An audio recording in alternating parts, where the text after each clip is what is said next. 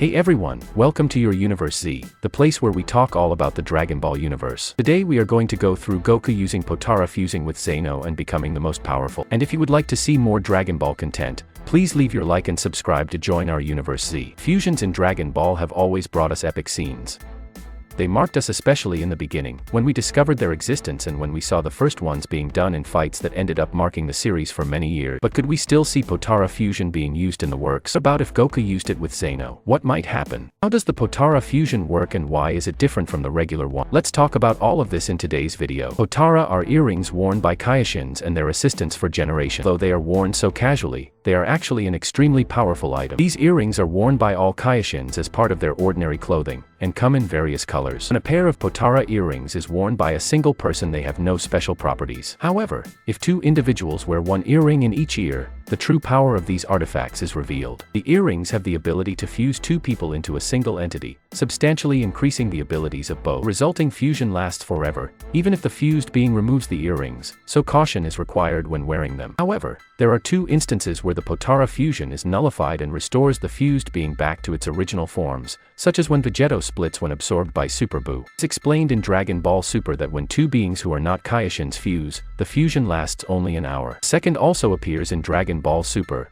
when Kabuto's uses the dragon spheres from Namekusei and asks Porunga to separate him back into East Kaioshin and Kabuto. If a fused being removes their earrings, they can give them to other individuals to use, as when old Kaioshin gives Goku his earrings, which are eventually used to fuse with Vegeta and form Vegeto, as an asset to defeat Super Buu. In addition, Supreme Lord Ko of the East and his assistant Kabuto merge without knowing that the merger would be permanent. Potara fusion is similar to the Metamora dance technique, but unlike Metamora fusion, Potara fusion is permanent. An exception is discovered when the people fusing with Potara are not Kaioshins. In this case, the fusion has a 1-hour limit, which can be even shorter if the individual is too powerful. First example is when Vegeto splits into Goku and Vegeta, the two individuals who had merged, right after being absorbed by Super Buu. Also, while the Metamora dance clothing is the native clothing of the people of planet Metamoro, when it merges with Potara not only are their bodies mixed, but their clothing as well. The resulting fusion will have the power of the two individuals multiplied by each other. To form the Potara fusion, the two individuals take one of the two earrings and place them in different ears. The two will automatically fuse as soon as the earrings are put on. Those who merge do not necessarily need to be wearing earrings from the same set to merge. Beerus and Supreme Lord Ko simply remove their different earrings and before they can react, they are fused. Also, Kabuto's earring, which was blue in the anime, becomes the color of Supreme Lord Ko's earring, which was yellow. Another thing different from the Potara fusion is that,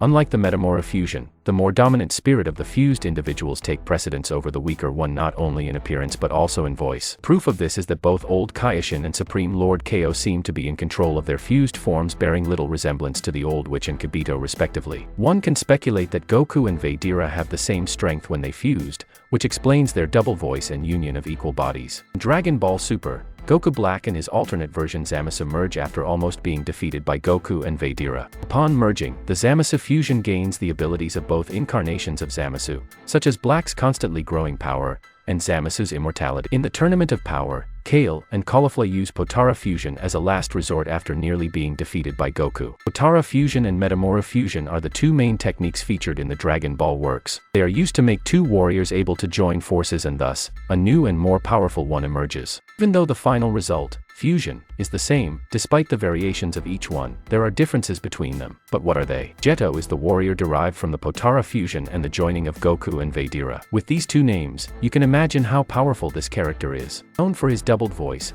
Goku's and Vegeta's simultaneously, he also stands out for his strength, power level, and speed, making him one of the most powerful fighters in the Dragon Ball manga. His personality is also a mixture of Goku and Vegeta, where Vegeta's petulance and arrogance mix with Goku's seriousness and calmness. The character likes to insult his enemies, just like Vegeta, but also has his benevolent side in combat. Vegeta's strategic mind and Goku's body intelligence come together, making him someone extremely powerful. Gogeta is the result of the Metamora dance fusion made by Goku and Vegeta. Like Vegeto, the voice of both warriors, Goku and Vegeta come out at the same time and his power level is well known, also making him one of the most powerful characters in the franchise. This character has made few appearances, so little is known about his actual personality. As Super Saiyan 4, he presented a very similar personality to Vegeta, liking to joke with his enemies and make jokes while facing them. Most famous of the two, and the one you probably know, is Metamoru. It consists of a dance where the users of this technique must perform poses and movements in perfect synchrony, as if they were mirrors of each other. Besides the movements being precisely the same, the warriors must also have a physical size and power level close to each other. Fusion with the Potara earrings happens in a much simpler way,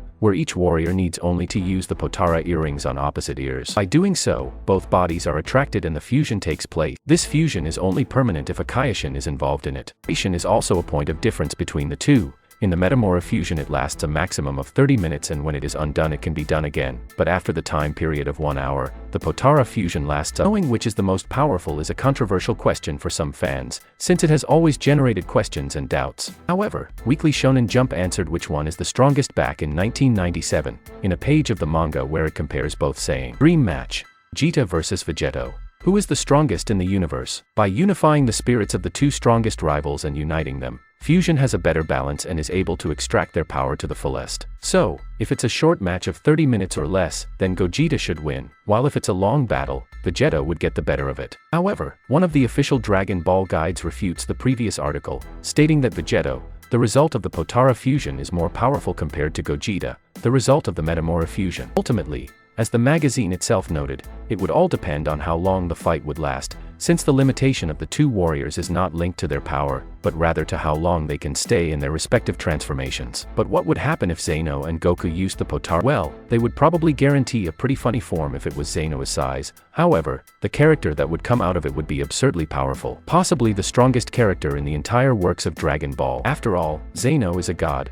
and Goku has skills and the ability to refine his techniques over time, possibly bringing something relatively new to us when he shows us the result of the fusion. Power of these two united would be unbeatable, and no other character could be. Even if Beerus and Vedera also did a fusion, Zeno is still a god who will always be above anyone else. What about you?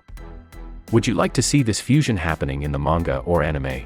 Do you think this fusion would look like and what would it be called? Would it really be the most powerful of all time? Leave your opinion in the comments. That's it. I really hope you enjoyed the video. If you have any suggestions for videos, don't forget to comment here below, because I'll be reading all of them as I always do. Also, don't forget to leave a like if you enjoyed the video and be sure to subscribe and ring the bell so you don't miss out on any content from your Universe Z.